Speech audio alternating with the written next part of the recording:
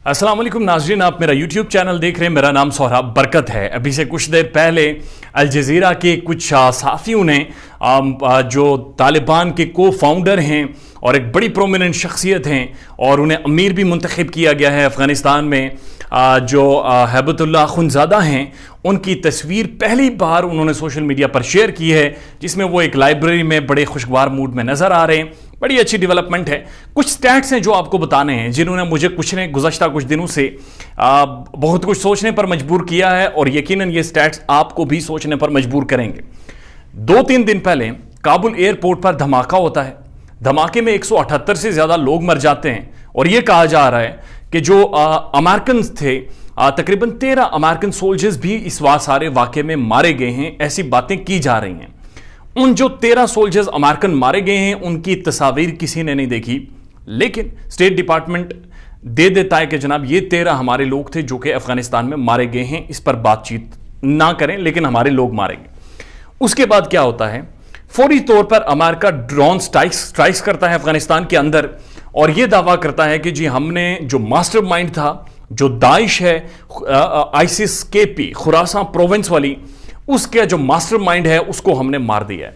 कोई बंदा पूछे ओ लू के पठ्यो, ये 20 साल तुम लोग यहाँ पे 22,000 अरब डॉलर्स तुम लोगों ने खर्चे हैं, तो उस दौरान आप इनका कला कामा नहीं कर सके, तो आखिरी टाइम पर, आखिरी मोमेंट पर कौन सी ऐसी इंटेलिजेंस या गिदड़ सिंगी थी कि आपने जाकर उधर अफगानिस्तान में उनके मास्टरमाइंडों को मार दिया है। ये बड़ी हैरत अंगेज बात है। लेकिन मैं अब आपके सामने ना कुछ स्टैट्स रखने वाला हूँ जो बड़े दिलचस्प हैं। अफगानिस्तान के अंदर एक खाना जंगी होने वाली है और बहुत तगड़ी खाना जंगी होने वाली है और अमेरिका ने इसके बीज बोए हैं और उन्होंने बाकायदा प्लान करके इसकी बीज बोए हैं। मैं आपको बताता हूं होने क्या जा रहा है। पंशेर वली में अहमद शाह मसूद का जो बेटा है अहमद मसूद, उसके पास इस वक्त 3,000 फाइटर्स हैं और 3,000 फाइटर्स को लेकर वो ये कह रहा है कि अगर इंक्लूसिव गवर्नमेंट तालिबान बनाएगा तो उस इंक्लूसिव गवर्नमेंट में मुझे 6 से 7 वजारतें दी जाएं। जो तालिबान एक्सेप्ट नहीं करेंगे, दो के तालिबान अभी कह रहे हैं कि उसके साथ हमारी नेगोशिएशन जारी हैं। पंशेर में अमरुल्ला साले बैठा हुआ है जिसके पास में मुबैना तौर पर 5 से 6 हज़ार फाइटर्स मौजूद हैं जो उसके साथ हैं, जो उसके सोच वाले लोग हैं। ये पंशेर का सारा इलाका है। पूरे अफगानिस्तान में इस वक्त 85 से 88 हज़ार तालिबान हैं। तालिबान जंगजू हैं, मुजाहिदीन हैं। और एक जो चीज लिंक है दैट इज मिसिंग, इस वक्त अफगानिस्तान में कम से कम 3 से 4 लाख ट्रेंड अफगान सोल्जर्स, जिन पर अमेरिका ने $3 ट्रिलियन खर्चे, 20 साल उन्हें ट्रेन किया, वो 3 लाख लोग मिसिंग हैं। उन्हें गोस्ट सोल्जर्स भी कहा जा रहा है, लेकिन वो लोग हैं। बहुत सारे लोग ऐसे जो ट्रेंड हैं, जो इस वक्त अफगानिस्तान में मौजूद हैं। उन्होंने तालिबान के डर से गन्स तो छोड़ दिए हैं, लेकिन उनका असर रसूख अभी भी अफगानिस्तान के अंदर मौजूद है। और वो जो ट्रेंड लोग हैं जो कुछ तालिबान के साथ मिले हैं, उनमें से कुछ लोगों के बारे में खबरें ये आ रही हैं कि वो कुछ टाइम में जाकर अहमद शाह मसूद के बेटे अहमद मसूद से भी मिलेंगे और पंशेर में वो अमरुल्ला साले के ग्रुप में भी ज्वाइन करेंगे, जो कि एक खाना जंगी की सूरत हाल बनेगी। और उसके साथ all of a sudden Kabul airport, जो कि अमेरिकन और बरतानिया और टर्की इनकी फोर्सेस के कंट्रोल में इस वक्त, वहां पर यह धमाका हो जाना और इस धमाके से 24 से 48 घंटे पहले पेंटागन, जो यूरोपीय यूनियन है और जर्मनी, फ्रांस, उनकी जो इंटेलिजेंस एजेंसीज हैं जिनके बारे में यह कहा जाता है कि वो जमीन पर रेंगती हुई चूटी का भी पता लगा सकती हैं, उनकी इंटेलिजेंस इतलात के बावजूद काबुल एयरपोर्ट पर धमाका होना, और धमाका भी ऐसी जगह पर होना जहां पर 3 सोल्जर्स साथ खड़े थे अमेरिकन के और वो मर जाएं और 170 से ज्यादा लोग मर जाएं। बात समझ से बाहर है। लेकिन फिर हालात आके उधर ही अटकते हैं कि अमेरिका जो खाना जंगी चाहता था अफगानिस्तान में, असल में वो उस खाना जंगी में कामयाब हो गया है और वो एक ऐसे हालात बनाते जा रहा है कि जिसमें चीज़ें खाना जंगी की तरफ बढ़ रही हैं। अभी से कुछ देर पहले काबुल एयरपोर्ट पे भी फायरिंग हुई, मुख्तलिफ इलाकों में फायरिंग हुई, धमाके होना शुरू हो गए हैं, झड़पें होना शुरू हो गई हैं। और जो शुरू में मालूम हो रहा था कि तालिबान ने जब से कंट्रोल कर लिया है अफगानिस्तान में, एक पीस है, एक अमन व अमान की कैफियत है, अब दोबारा से एक गैर मामूली सूरत हाल बनती जा रही है।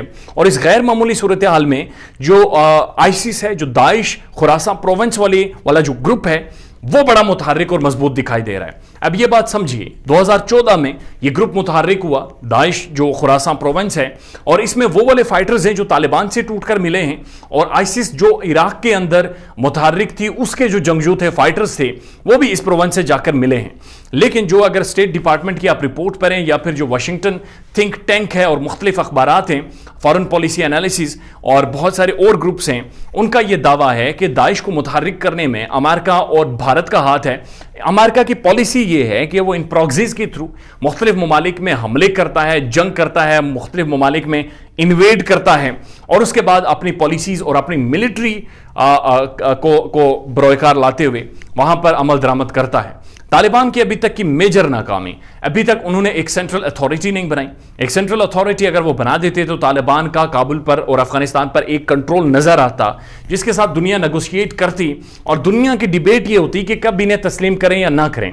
अभी जो डिबेट होना शुरू हो गई है, क्या अफगानिस्तान महफूज है तालिबान की होते हुए, जबकि जो दाइश है, आइसिस खुरासान प्रोविंस वाली है, वो दोबारा से मुतहर्रिक होना शुरू हो गई है।